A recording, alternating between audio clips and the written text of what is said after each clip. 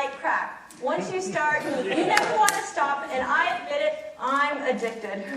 For better or for worse, I have this eternal wanderlust to travel the globe and have learned some amazing lessons along the way. And this evening, I'd like to share those with you. It all started when I was a sophomore in college and I experienced my first trip outside of the United States visiting Mexico in a study abroad program. Well, after 3 months, I was thoroughly convinced that I needed to drop out of college and spend the rest of my days on the sun-kissed beaches of Puerto Vallarta. Well, fortunately, good sense prevailed, but since then, the world has been my classroom, and I have done a lot of traveling and learned many things along the way tonight of which I would like to share the top 4 things that I've learned. Lesson number 1 is gratitude, and this was recently reinforced when I visited Nepal.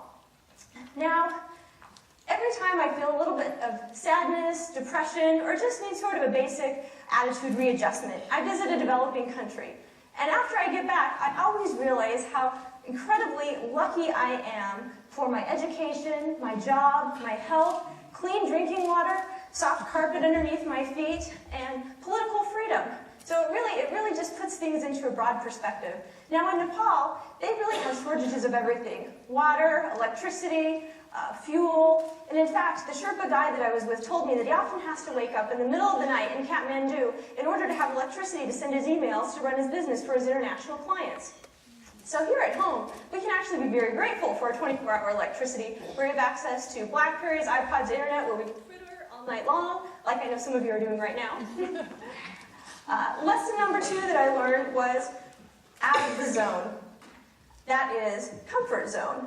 Really, traveling is one of the best ways to get outside of your comfort zone. And whenever I get a little bored or edgy, that's what I do. I travel and get outside my comfort zone, and which I strongly encourage all of you to do as well. This was really driven home to me when I was traveling in China in a rural part of the Yunnan province where really didn't see a lot of Westerners. In fact, I felt very conspicuous when I became the tourist attraction in town and people would look at me, bend over, put their hand over their mouth, and point at me and giggle. I had never experienced that before in my life, and I suddenly realized what it felt like to stand out in a crowd and to be a minority. So I would encourage all of you to get outside of your comfort zone, even here in Phoenix, and do things like present at Ignite Phoenix. That's really putting me outside of my comfort zone. Great. Lesson number 3 is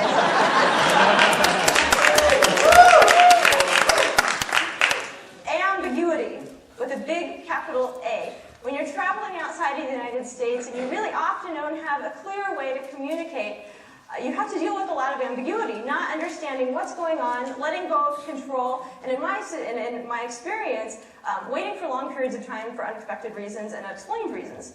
You know, I was actually clearly out of control one evening when I was traveling in Cambodia. I was taking a bus along the major highway in town, but it was dark, it was unpaved, it was washboarded, and I had been told horror stories about unexploded landmines that still littered the country from the Vietnam War. So much to my dismay, the bus pulled over, stopped, ordered us all out, and I was actually positive that we were being robbed and stranded, and I was afraid to move a muscle because of all these unexploded landmines, and I really didn't know what was going on. So communication would have been great at that point. Much to my relief, when the bus came back an hour later and explained they had to fix a flat tire, I was very happy to get on.